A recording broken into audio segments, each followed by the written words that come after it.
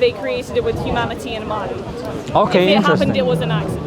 Okay, have you studied philosophy, or you just what are you studying at the moment, if you don't mind me asking? Computer science. Oh, really? Further maths, economics. Okay, fantastic. So you're familiar with logic and syllogisms.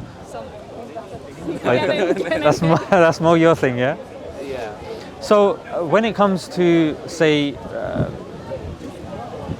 us, would you say that we're dependent or we're independent What do you mean by that? as human beings?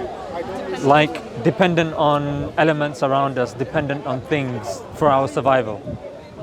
Yeah, I'm thinking of food, water, things like Yeah, that. yeah, exactly, yeah. I think we're also I'm not dependent on each other as a society. for sure. So in other words, we have countless dependencies, not one dependency. So I'm not catching you out, by the way, yeah? And I'm not here to trip you up, not here to get like a little thing. If you feel uncomfortable, you're more than welcome to walk away. You're more than welcome to chip in when you want, and I welcome, back and forth. So if we then carry this on further, if we say that, look, we're dependent on something else, that's dependent on something else, that's dependent on something else, would you agree that there cannot be an infinite regress of dependent things? I feel like there can be a circular sort of dependency. Like, I think there's a word for that. Biology, I forgot. But like, something can be dependent on something while that is dependent on the original. Okay. So isn't a similitude comes to mind is like a mother giving birth to herself? No, I wouldn't say so. Because if you're saying something, it's like me, I'm dependent on something that's dependent on something, and then it comes back to me. So it's like I'm dependent on the thing that was dependent on me.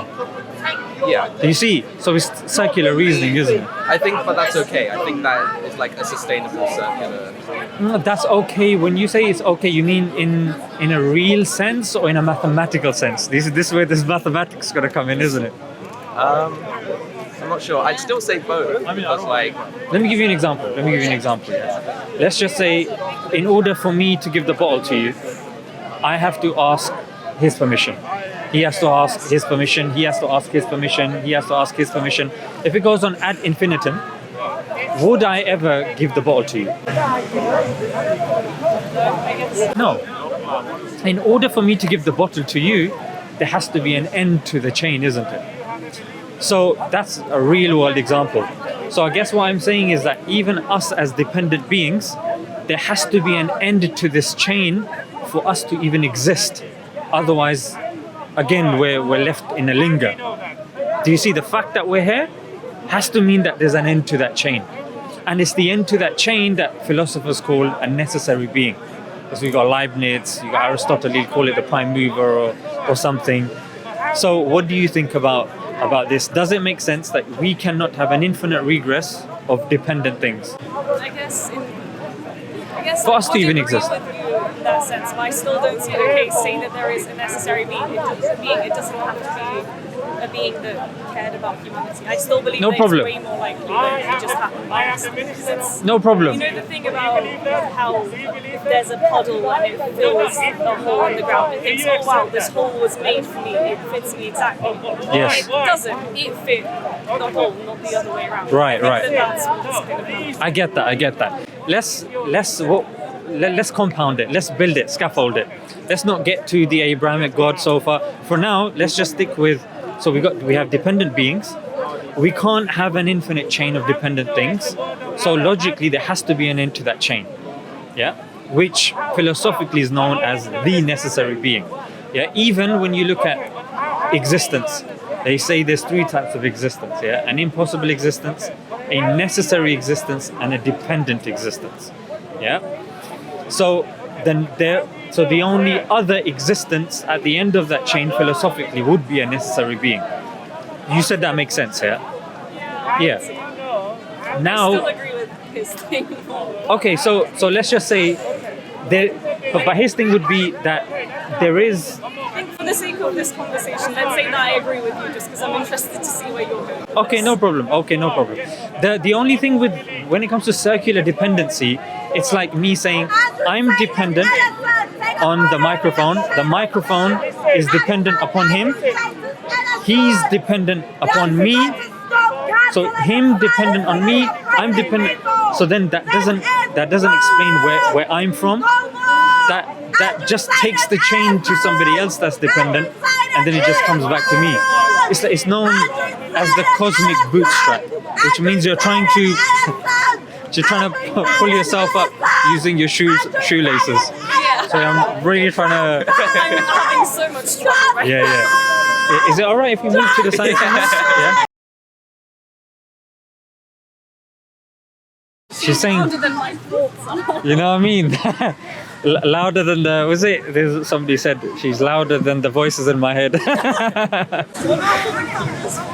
Oh, the camera. Because it's a speaker's corner, what people do is, because people come to discuss about religion, theology, philosophy, so these things get recorded and they get shared, and it's just, people like the fact that people are discussing about topics and people find the discussion fascinating. Just wondering if it's going to end up on YouTube with like atheist gets owned. Yeah, no, that you know that's why I said I'm not here to kind of catch you out. You can tell from my tone. I'm not kind of, but you said aha, because I could have easily with the circular thing that would have been easy. But like, I'm not here to kind of grab you and be like, oh, so do you mean this? Aha, it's atheist.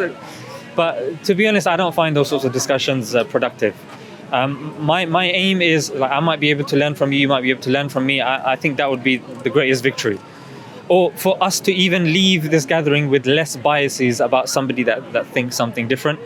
Or sometimes I may have studied something, spent time studying it, and you might be able to pick it up from me, be like, you know what, that's really helpful actually. So I mean, that's what I like. And like I said, if you feel uncomfortable, just all you have to do is just walk away. It's literally as simple as that. So we'll come back to the circular thing. I think that will be interesting. But I like your kind of, you know what? It just looks. Sometimes I check these on camera; they don't look very nice. So I want to just do it a bit like that. Right. So when we have this necessary being, so the necessary being, we agree that it's the end of the chain. So if it's the end of the chain, it makes it independent. Yeah, because everything depends upon it. It doesn't depend on anything. If it did, it would make it dependent itself. Hence, the chain would have to carry on. So it's independent. I would also argue, and feel free to jump in when I've said it, I would also argue that it has power. Because power gets power from that which it... So let's just say I create something. That will get power from me. Yeah? So power is connected. So there's a chain even of power as well. So we depend upon something for power, that depends on something, so that naturally concludes that the necessary being also has to have power, can't be devoid of power. So I would say independence, power. I would also say will. It also needs to have will. The fact that we have come into being, that you see the universe, you see planets, you see creatures in the universe, the fact that it was created at one time and not another time means that there is some sort of choice being made. When there was nothing for something to be done, there has to be some sort of volition, some sort of choice being made. And then I would also argue that this necessary being is also wise. Yeah, and I'll say, and it's good you said that. I think you're being a bit too polite, which I appreciate, but I'll just read your micro expressions. I'll read your micro expressions. So when you say wise, the reason why you may have an issue is because you might kind of think that it's more like a human kind of characteristic, or where did you get wisdom from? I would say when you look at what's around you, would you agree that there is a degree of intelligence? Do you mean like Complexity, society? complexity, purpose. Yes. Yeah. Are you going into the like, this is designed by God? It has to be made by a higher power. No, what I'm saying is that because of the intelligence and the complexity, or at the very least, consistency within nature. Yeah, because for us to even do science, that we have to accept that there is a degree of consistency in nature. The three technical terms are that the universe is uniform, regular, and stable for us to even do science. Because if it wasn't uniform, regular, stable, I mean, the microphone will randomly be combusting, trees will be floating. There has to be, like, we get up the next day and copper still conducts electricity. Water is still two hydrogens and an oxygen. So for us to see this, I would argue that it also means that the necessary being is also wise, yeah, and intelligent. Because, and I would also say that an individual that's wise would not create things without purpose. It's not a consequence of wisdom for somebody to create something with no purpose in mind, directionless, purposeless, and just leave it and abandon it. Do you believe humans are wise? I believe we are wise, yes. But don't humans make things just randomly without particular purpose? That depends. When you say why humans do something, do you believe we have absolute free will, or do you believe in deterministic free will?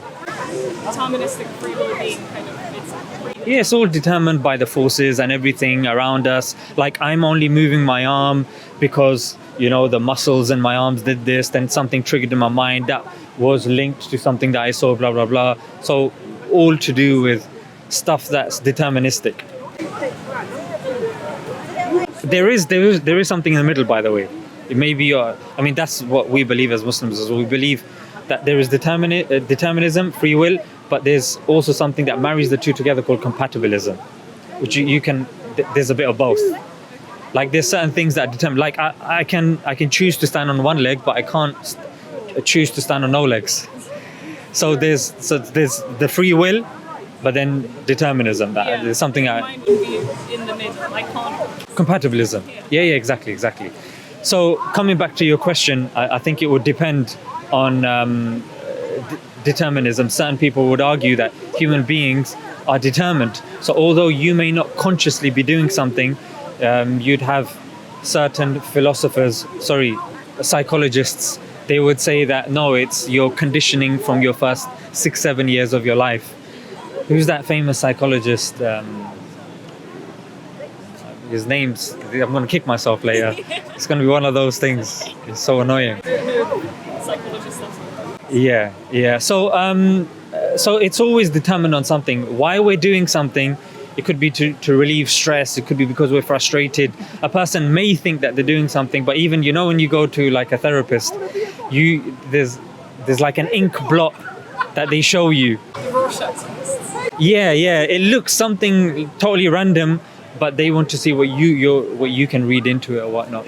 The method to the madness, in other words. Yeah. So yeah, I would say that there could be an argument about, but I would say that we don't have the characteristics that the necessary being has. We might be wise to a certain level, but I would say that when you look at the wisdom that's in creation, that wisdom, that intelligence far supersedes the intelligence that we have as human beings. So what do you think about what I've said so far? Logically, we're not progressing at the moment. You're more than welcome to come back and say, can you elaborate more on that? I think it's a bit lacking.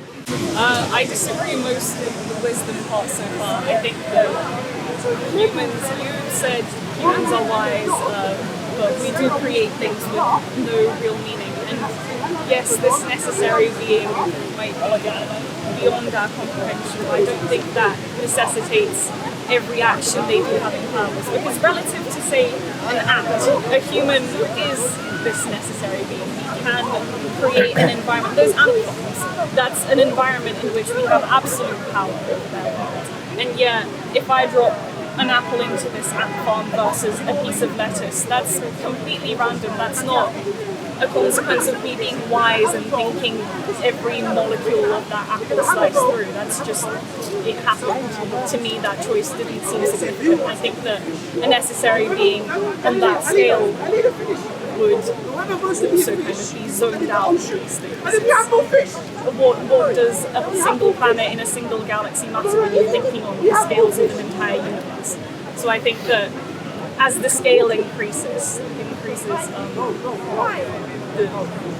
consequences just matter less when there's this necessary being, the same way that to me an ant matters less. Okay, so bear in mind the definition of a necessary being is something that's indivisible, has no beginning. Yeah, like it doesn't come into existence. It's not composed of, like they say, quote unquote, parts. Yeah, that's the definition of a necessary being. So remember what I said, the necessary being is the end to the chain. So although to the ant we may seem as the necessary being, but they can see us, isn't it?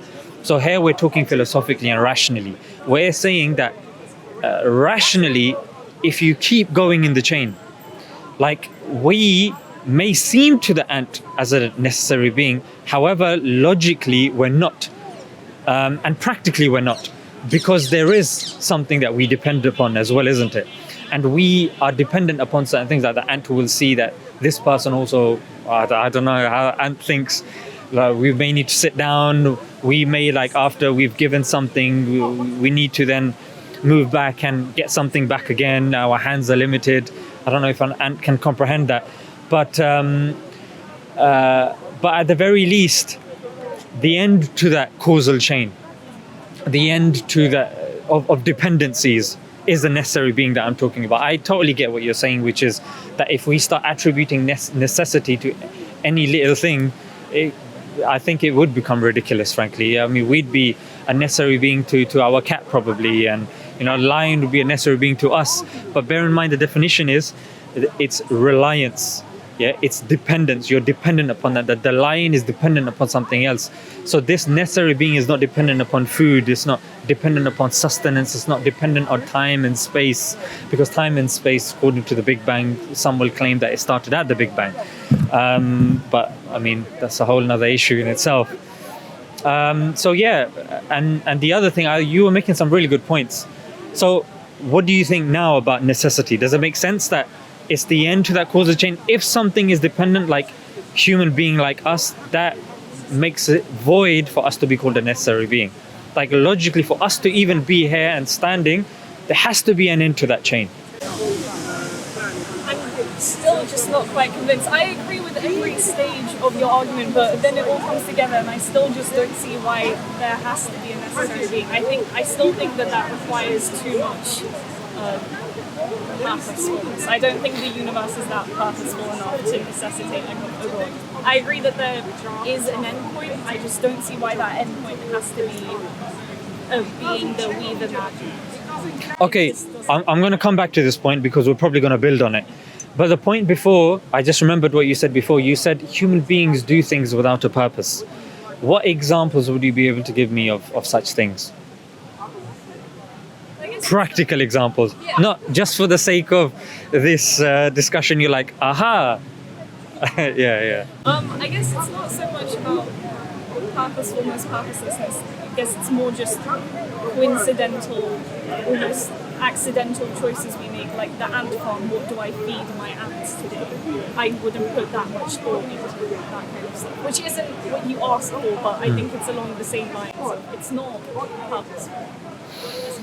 But feeding an ant surely is. Feeding an ant is the choice in the food. I'm on the spot, I'm trying to... No problem. I'm not here to catch you out, like I said. I mean, even if you come up with an example later on, I'll just be interested to hear about it.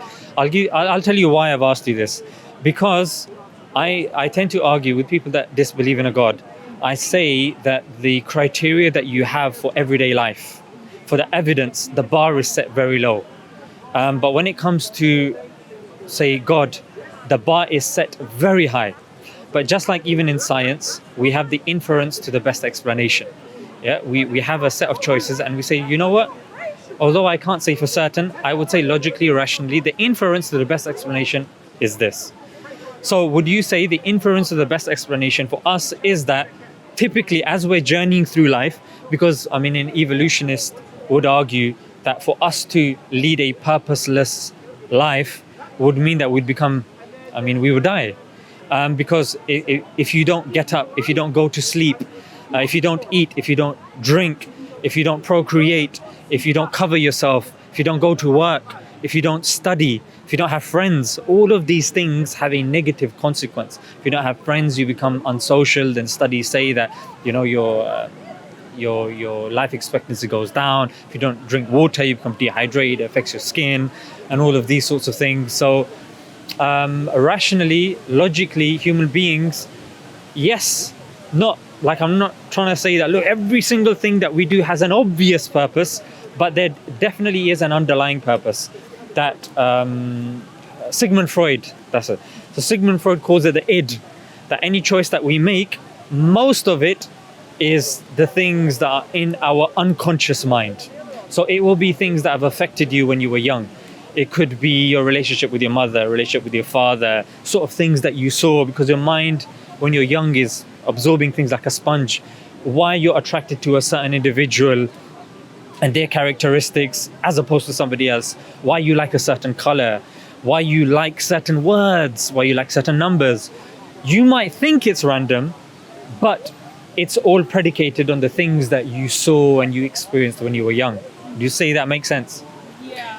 So when now, as human beings, I don't know about you, but I struggle to make an IKEA cupboard. Oh, I love building IKEA cupboards, actually. But I struggle. Yeah, you know why I struggle is because if I had some text accompanying those images, it would be so helpful.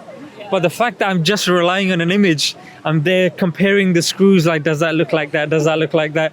So it makes it really difficult. So my creative ability is very lacking. But when it comes to what we see around us, even if I give certain examples, the bioluminescence of fish, like I find these natural documentaries, some of them are quite fascinating, especially the one that really sticks out for me is Planet Earth.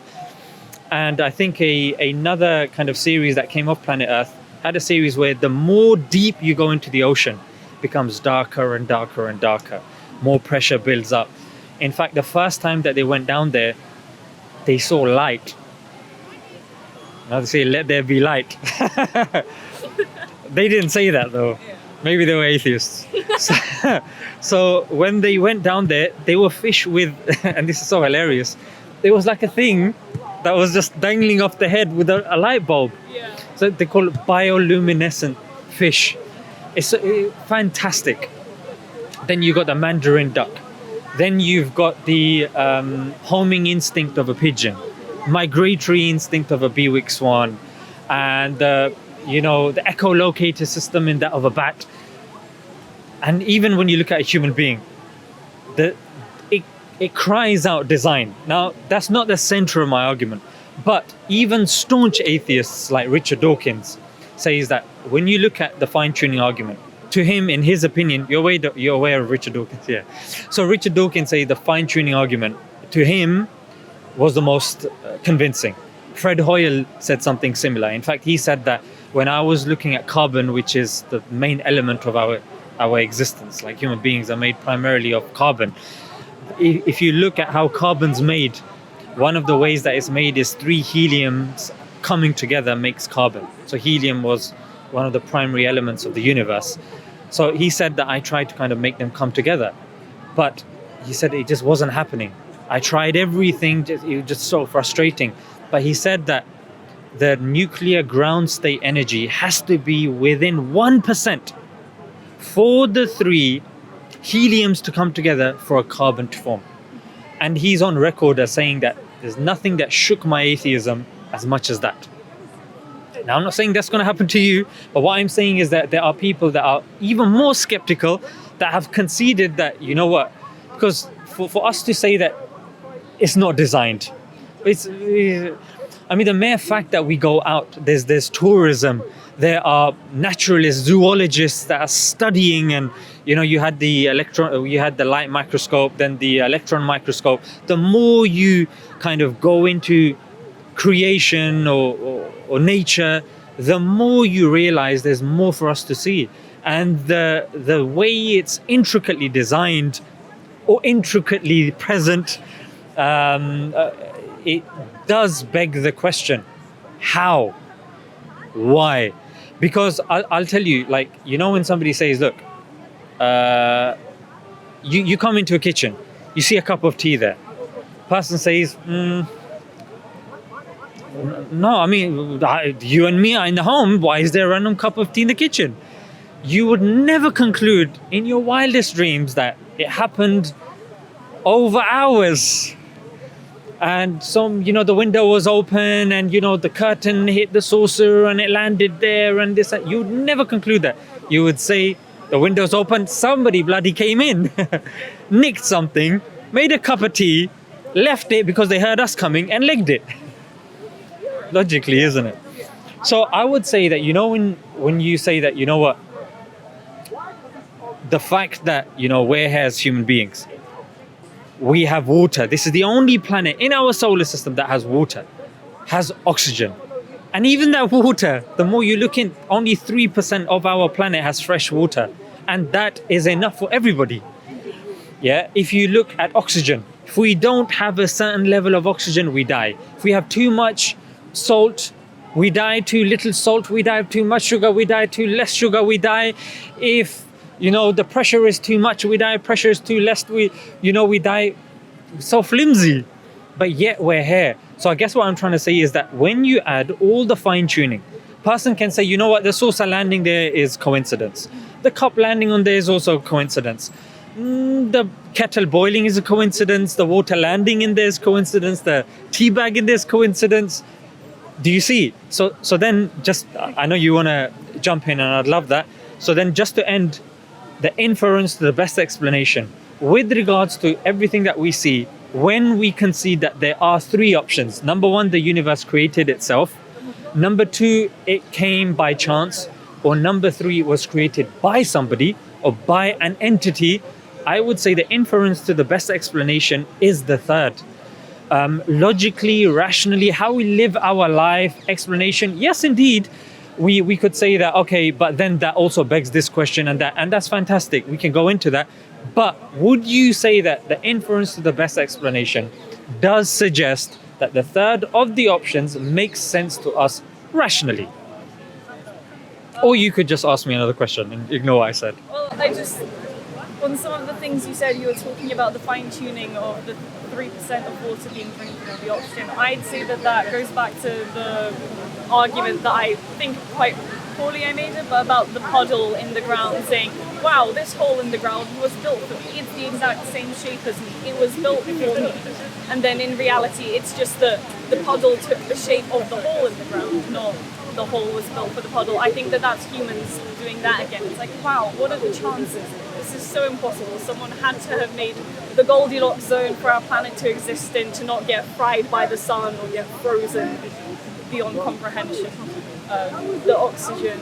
Okay, let me jump in because you made a good point. I've heard this point a couple of times before, but I want to find out then, so how do you explain the fine tuning? Well, I think that it's just by chance a bunch of things, it's evolution. You adapt to the situation that you're in over millions and millions of years. Humans didn't come around, we didn't wake up one day and exist in a society. No, there was tons of the Homo sapiens, and then before that, do you remember? the ones that came before us, they all died out because, well, they didn't all die out, but some did because they weren't suited to the environment, they weren't competitive enough. But bear in mind, when it comes to evolution, that evolution starts with the first self-replicating DNA. Yeah, it doesn't explain how the first organism was there in the first place and where that actually starts from. Evolution says that, look, tell us, Big Bang, how it all started. Let's start with the first organic matter and, we can explain how, using the data, that the best explanation that we have at the moment is the tree of life. Yeah, because even evolution, it depends. Do you mean like natural selection? Do you mean Darwinian tree of evolution? But that doesn't explain how we get the first kind of self-replicating DNA, whether it's the amoeba or whatever you want to call it. Like, how were the conditions for that finely tuned? Am I correct to assume that you're saying that it just happened by chance, trial and error?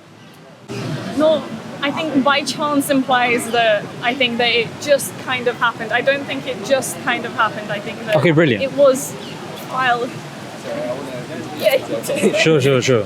So when you were arguing about the teacup and the magically, the curtain made the whatever. You're arguing that in terms of coincidence, the chance of that happening, that's within like the 80 years of your life that happening, and like you happen to live in that house, whatever, right? But the chances of you living in a planet with the temperature and whatever, the chances of that, you're looking at the scale of the whole billion years of the universe's existence, and like all the billions and trillions of planets that there are. There's nothing special about this specific planet. You would have said the same conclusion based on any planet. That would be wrong. You sort of get what I'm saying? Just summarize it again. Sorry, so you're saying that the teacup thing is impossible because the chance of that happening is so low, and you're using that argument for why the So are you saying that because there's a difference in timescales? You're saying, yeah? Okay, so you're saying that, but wouldn't that also make the point that, let's just say, if I see a phone, or even the teacup, and it's there over thousands and hundreds and thousands of years, the thing there would be, it still cries out intelligence. I'll tell you why. Because where there is a degree of hypocrisy in the sense that, even archaeologists, I'm confusing them with paleontologists. So archaeologists, when they dig stuff up, when they see maybe like a vase or something, they don't conclude that it came by chance, isn't it? They don't say that, oh, this just popped, and they say, we found something that belongs to a civilization, because there are certain things that indicate design. So that's why I'm saying that even with human beings, there are certain things within us that indicate design enough for survival, enough for purpose. Even the fact that we have consciousness, the fact that we have cognitive abilities, that we can question these things. Because if a person was to say, no, it's just by chance. And that's why your point was interesting, because that would assume, when you say that, trial and error implies that there's a degree of natural selection taking place even when it comes to the universe, which again would require evidence. And I don't think there's a theory that has been posited as such. There's actually a thing, but I'm gonna again kick myself because I've forgotten what it's called, but it's saying it's similar argument to what you said, which is good, by the way, that because we see a puddle, we think that it fits. But bear in mind that if the crater that has the water, if that crater becomes less, then the water fits in. If the crater becomes more, the water will still fit in. Hence Bruce Lee's statement, be like water. Have you heard of that? He says, water can flow, water can crash. Be like water, my friend. Yeah, and it's very profound, because he's trying to say, be fluid in your movements. My accent wasn't very good. I think it was great. Yeah, thank you. So that's the thing. But human beings, when you start, if the Earth was slightly a bit away, I would say about 4% away from the sun, we would die. It would be too cold. If you would 4% within 4% close, it would be too hot. We would die. If the Earth starts spinning less, we would die. That's why people are so hung up on going to Mars, because they're saying, the orbit of the Earth is slowing down. We have this thing in our galaxy that's heading towards us. We do now need to be thinking about X and Y. We need to be prudent. So if we were like the water in a puddle, then we wouldn't mind. We'd say that, whatever happens, we would just adapt. But the fine tuning, maybe I should have given you examples. So the fine tuning, one was of carbon, being 1% finely tuned. 2% is actually the Earth, and the sun needs to be within 2%.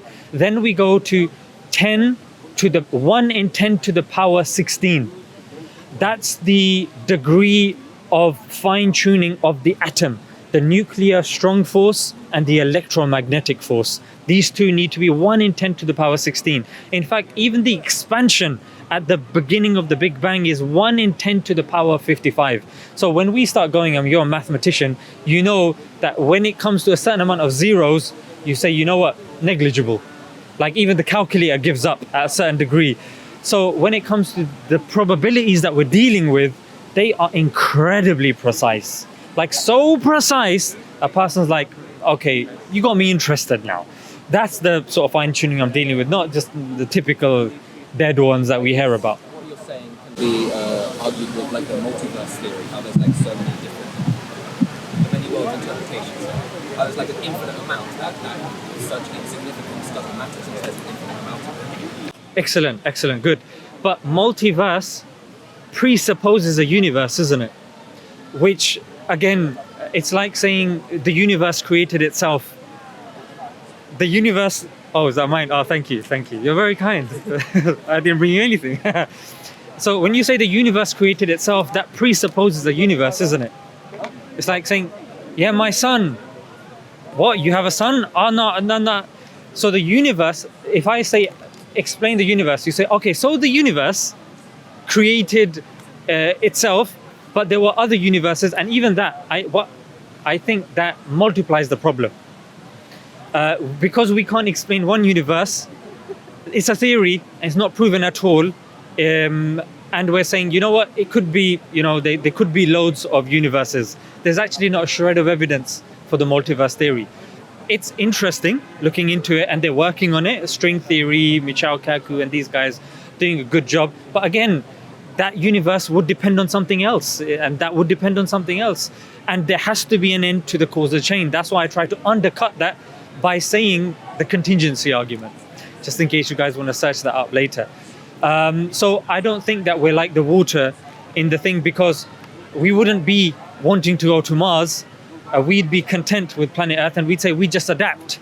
Like people say, they say with giraffe, they want to get the fruit on the highest, part of the tree. That's why, the neck started. I wouldn't mind getting an apple and top of the tree, I wouldn't mind the long neck. But the point is that, again, there's a degree of rationality. I guess what you're saying is sort of to like... Inference to the best explanation. Sorry, it's like similar to the rules of maths, how there are these axioms that you can't argue with and not allowed to argue with to make maths work. And you can like challenge these axioms and you get like different results for that. Is that sort of what you're trying to say? That's a good point, actually, because the necessary being is like an axiom or a presupposition for you to even do maths. In fact, for us to even do science can't prove maths. It can't. Science can't prove the law of non-contradiction. Science can't do that. Science can't prove that you shouldn't kill an innocent person. These are things that science can't prove. These are presuppositions for you to do science. In fact, even induction as well. I don't want to patronize you guys. I'm assuming you know these things. If you don't, just say, look, can you just elaborate on that? I don't know what that means. It's too technical. So there's a certain presupposition. Even with maths, there are presuppositions as well.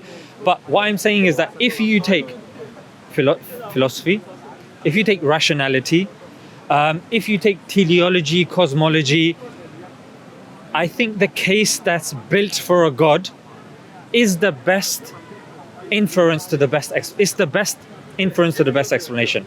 Is the inference to the best explanation, other than chance? It just came by chance, yeah. Or I'm not saying that's what you said, by the way. It just came by chance, or it created itself.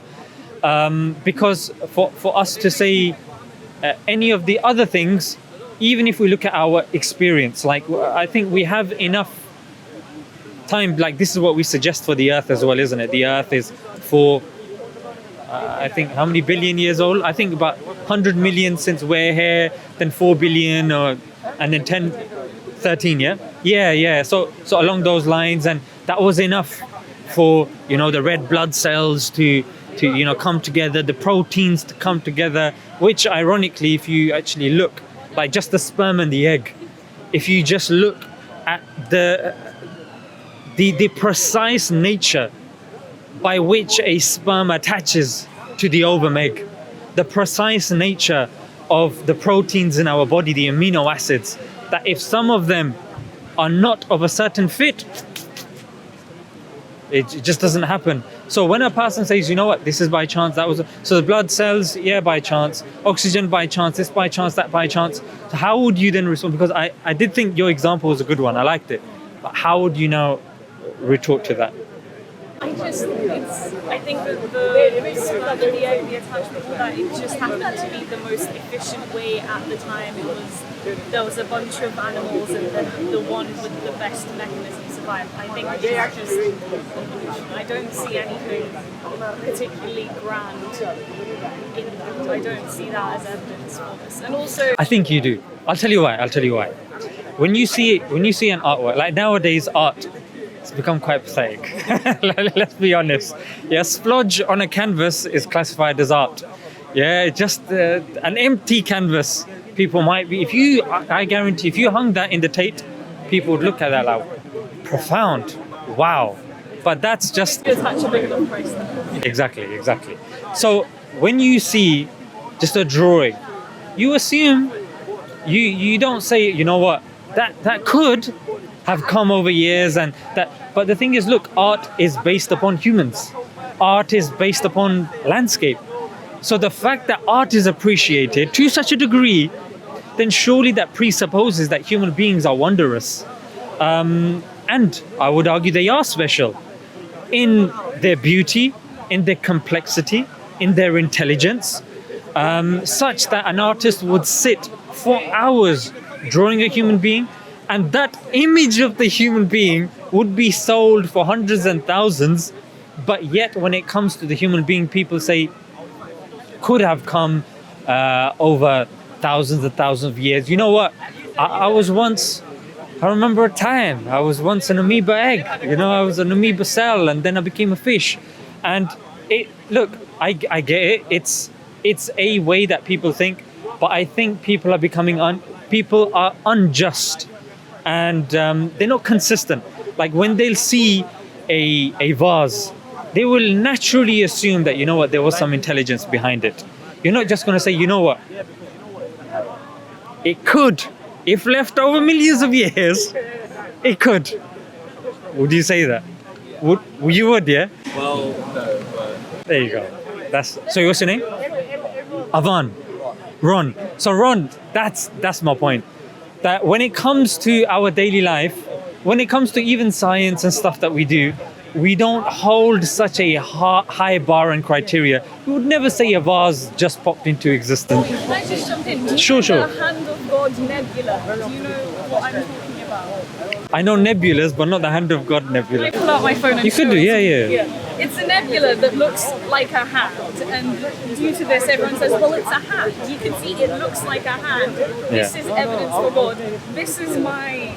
I disagree with that, by the way. I'm not of those people. Yeah, I wash my hands. People don't literally point to the nebula and go, this is evidence of God existing. But it's just one of those things where image isn't quite loading. But it's a nebula and you can kind of see the fingers there. And some people say that, well, this is so beautiful, this is so far away from us, and yet it's just like a hand. This is evidence for there's some deeper meaning to this. Whereas to me, this is like the clearest evidence. They're not being, it's just gas particles that happen to be arranged in a shape that we recognize. That doesn't mean anything. So the same way I'd say the vase thing, actually I'd say it is kind of possible. Wait, because you make good points. Let me just jump in. So with the nebula, that's the shape of a hand, would we then argue that shape and the shape of the hand fulfills a specific purpose for which it depends upon that shape? So with a hand, we use hands to shape people's hand, to hold things, to test the temperature, to live our life. Without a hand, we'd be handicapped.